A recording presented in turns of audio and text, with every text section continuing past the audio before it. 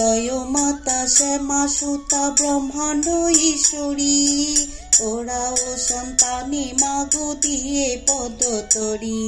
শ্রীমাকে রাম কৃষ্ণ পাঠানো খবর, এখানে আমার কষ্ট হতেছে বিস্তর। রামলাল মা কালীর পূজারি হয়েছে, আমাকে দেখার কথা ভুলে গিয়েছে।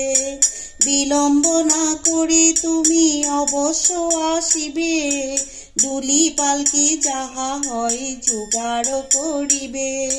10 টাকা 20 টাকা যা খরচ হয় দিব আমি, তুমি কিছু করিও না ভয়।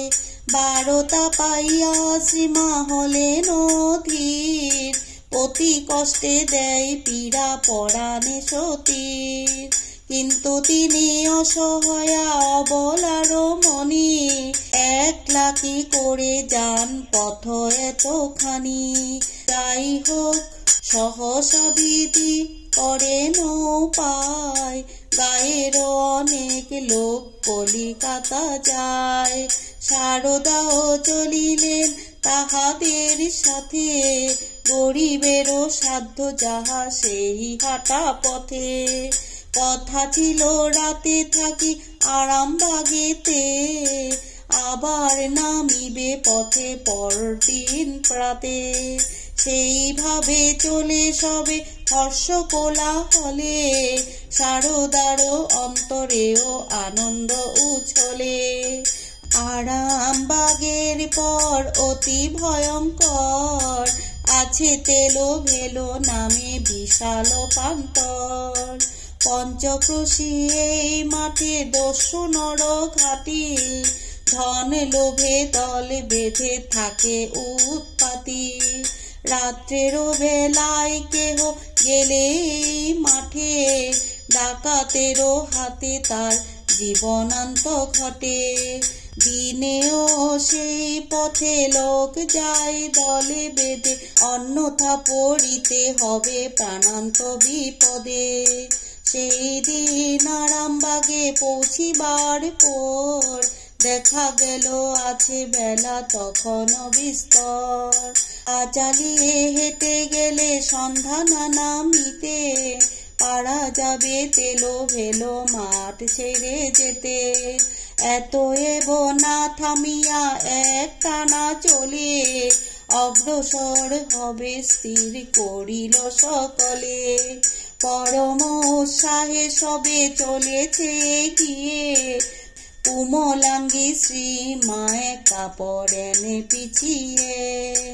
সশঙ্কিত যাত্রীগণ দেয় তারে তারা, পা চালাও তা না হলে যাব সবে মারা।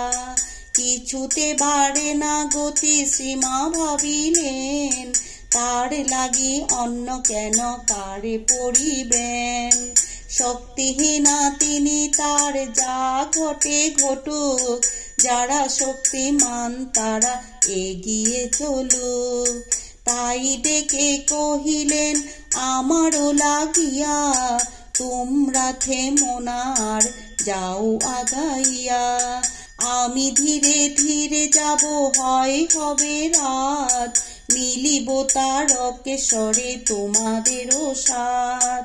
এ কথা শুনিয়া সঙ্গীগণ মাকে পেলে, প্রাণেরও আতঙ্কে দ্রুত পায়ে যাই চলে। একাকিনী মা শারদা ধীর ক্লান্ত পথ, সম্মুখে আধারে রাত্রি কঠিন বিপদ। ক্ষণেক চলিয়া পথ ক্ষণেক থামেন, পথেরও কতটা বাকি তাও না জানেন। তবু তার মন যেন ভয় ভীতিহীন, এদিকে নামিল সন্ধ্যা পুরাইল দিন।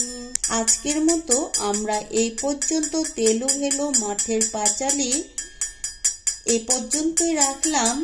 তারপরের পাঠে আমরা তেলো ভেলো মাঠের পাঁচালীটি শেষ করব। জয় শ্রী শ্রী সারদা মায়ের।